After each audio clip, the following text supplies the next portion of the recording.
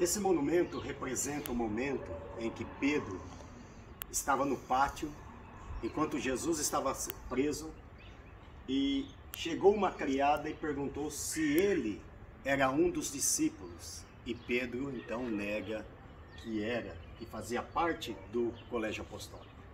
E depois uma outra criada vai perguntar a ele se ele o conhecia, e ele também nega. Outras pessoas que estavam ali perguntaram a ele também, e Pedro vai negar Jesus pela terceira vez. E quando Pedro nega, então o galo canta, e Pedro lembra-se da profecia, daquilo que Jesus havia dito a ele. Jesus havia sido preso no Getsêmani, é trazido pelos soldados romanos até a casa do sumo sacerdote Caifás. E enquanto ele está chegando aqui na casa de Caifás, Pedro estava do lado de fora. Era madrugada, fazia muito frio. E Pedro vê Jesus amarrado, sendo levado para julgamento. E Pedro, que disse que iria com Jesus até a morte, se fosse preciso, não fez nada.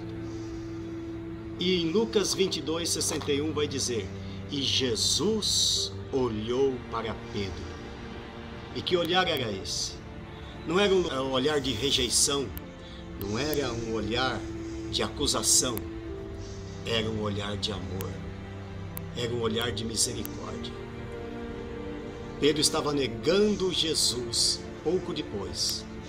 Não fez nada enquanto ele estava sendo preso, apesar de dizer que ia com ele até a morte. E Jesus olha para Pedro como quem está dizendo: eu sei, Pedro, que você vai me negar. Eu sei que você não vai fazer nada por mim, mas eu ainda te amo. Quando nós temos ódio de alguém, quando alguém nos trai, nos fere, quando nós nos sentimos rejeitados, nós não temos vontade nem desejo de olhar mais no rosto dessa pessoa. Muitas vezes é assim. Mas apesar de tudo, apesar de Pedro estar negando Jesus, a Bíblia faz questão de relatar em Lucas 22:61. E Jesus olhou para Pedro.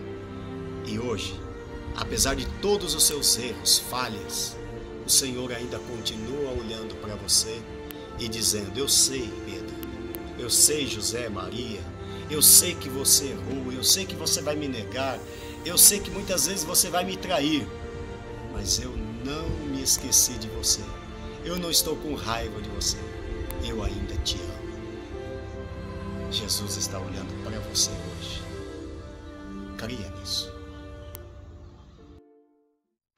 No tempo do rei Herodes, Herodes havia comprado praticamente todos os sacerdotes da época. Na verdade, aquele que era fiel a Deus, ele mandou matar e colocou homens que eram amigos de Roma e que amavam a causa de Roma. Nisso estava incluído o sumo sacerdote Caifás. Muitos dos sacerdotes da época foram escolhidos por Herodes. Herodes agora tinha na mão o sistema religioso e fazia dele o que queria. Tanto é que na casa de Caifás haviam vários soldados romanos à disposição dele. Por que os soldados romanos estariam à disposição de um sumo sacerdote? Porque, na verdade, a causa de Roma era mais importante do que a religião. E agora, os sacerdotes, temendo que Jesus pudesse abalar o sistema religioso, eles querem de todas as formas crucificar Jesus, parar o Senhor Jesus.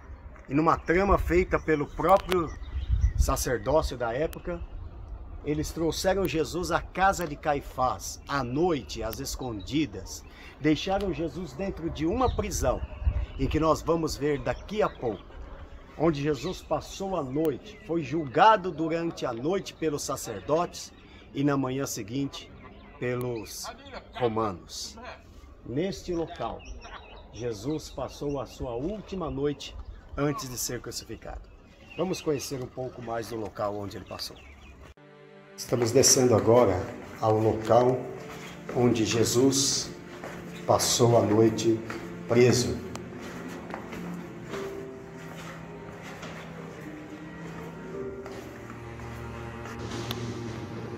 Estamos no local onde Jesus passou a noite, antes de ser julgado pelo governo romano. E enquanto Pedro negava Jesus lá fora, Jesus passava a noite aqui neste local, inóspito, escuro, gelado, vazio. Passou as maiores aflições por causa dos nossos pecados, para que nós pudéssemos ser alcançados por Ele.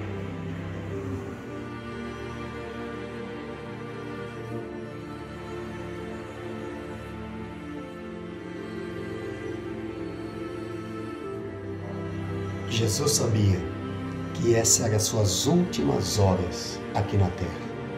Daqui ele seria julgado e depois crucificado.